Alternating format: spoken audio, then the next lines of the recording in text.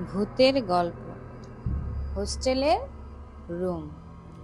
শহরে এক কলেজ ছিল। পুরনো হোস্টেল ছিল, বলা হতো রুম নম্বর 13-তে কেউ বেশি দিন থাকতে পারে না। তবে নতুন ছাত্রী নাদিম এসব কথা বিশ্বাস করত না। সে সাহস করে রুমে উঠল। প্রথম রাতে অদ্ভুত ঘটনা ঘটতে শুরু করলো। নাদিম জানালা বন্ধ করে দেখল মাঝরাতে হাওয়ার ঝাপটা আসছে।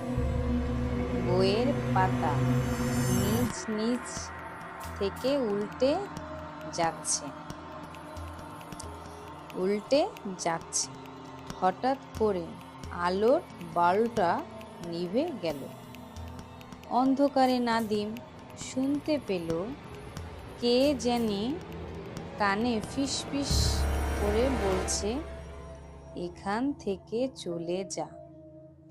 সে ভয়ে বিছানা ছেড়ে উঠে বসে পড়ল।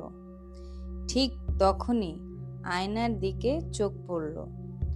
সেখানে নিজের প্রতিছবি নয়, বরং এক অচেনা মুখ, ফ্যাকাশে রক্তাক্ত আর চোখে জ্বলজ্বল করছে।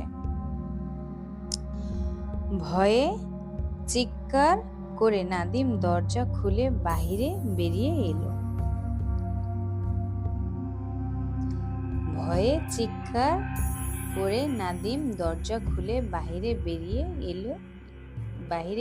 এলো দৌড় দিল। পরের দিন সকালে সেই রুম ছেড়ে অন্য হোস্টেলে চলে গেল। আজও সেই রুমে ফাঁকা পড়ে আছে। কেউ কাছে গেলে শুধু একটি কণ্ঠ শোনা যায়, তুই কেন আবার এই ঘরে এলি? আসলে এটা আপনারা যদি